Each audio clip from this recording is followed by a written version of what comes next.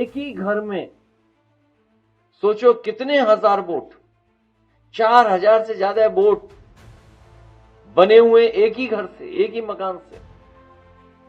नोएडा के हमारे कार्यकर्ता नेताओं ने भी कई जगह जानकारी हासिल की, कई 100 बोट एक एक एड्रेस पे है।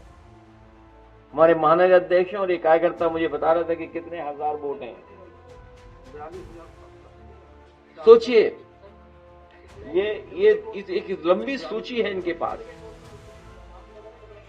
न केवल नाम है, न जाने क्या क्या। लेकिन ये बात अगर हम आज उठा रहे हैं तो संबंधित अधिकारी यही कहेंगे तो हम एफआईआर भी तो इसीलिए करा रहे हैं।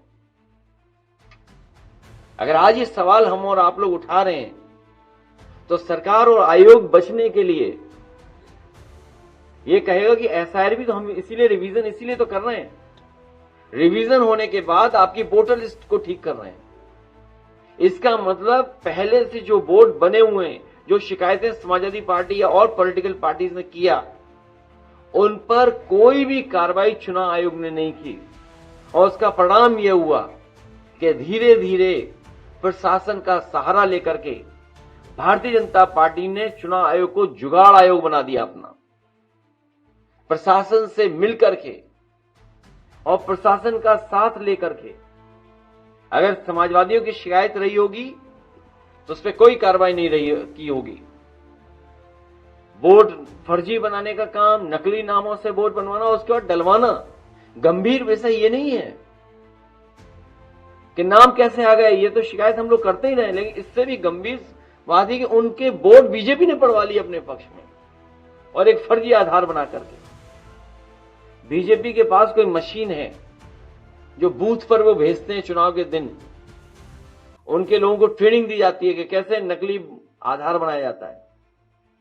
ये बीजेपी के पास कोई ऐसी तैयारी है कि बूथ और वोट डालने के दिन वो नकली आधार बनाने की मशीन ले आते हैं और नकली आधार बना करके वोट डाल देते हैं।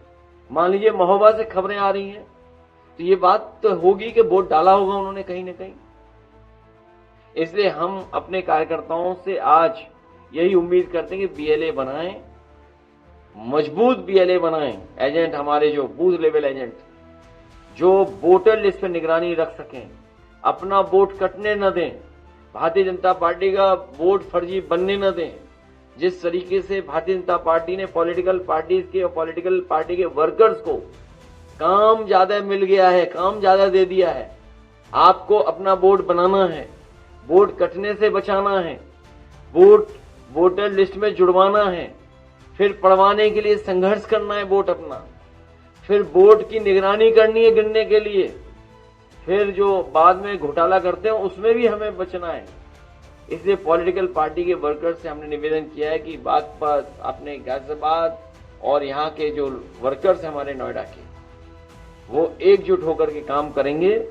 क्योंकि नोएडा में जो काम हम लोगों ने किया है, आज भी भारतीय जनता पार्टी छू नहीं सकती उन कामों को। भारतीय जनता पार्टी नहीं छू सकती है। अर्बनाइजेशन और एक शहरी इंफ्रास्ट्रक्चर को कितना बेहतर कर सकते हैं जिससे इन्वेस्टमेंट आए।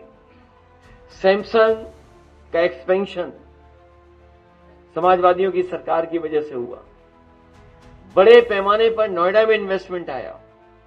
न केवल इन्वेस्टमेंट आया बल्कि नोएडा को बेहतर इंफ्रास्ट्रक्चर, पब्लिक ट्रांसपोर्टेशन के लिए, पब्लिक ट्रांसपोर्ट के लिए हम लोगों ने नोएडा से ग्रेटर नोएडा मेट्रो और नोएडा से दिल्ली की मेट्रो, ये समाजवादियों की देन है जो बनाने का काम किया है।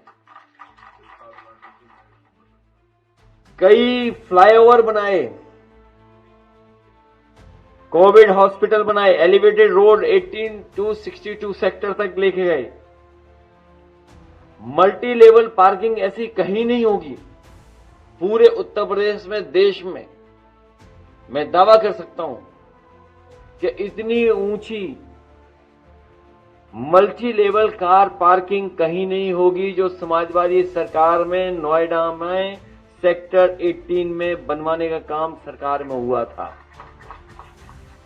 जो लोग गए होंगे वो जानते होंगे कितने फ्लोर की पार्किंग है।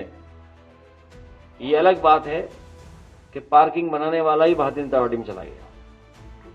न जाने कितने अंडरपास बनाए, नोएडा स्टेडियम बना क्रिकेट का, इंडोर फैसिलिटी भी दी स्पोर्ट्स की और आउटडोर भी स्टेडियम्स बने।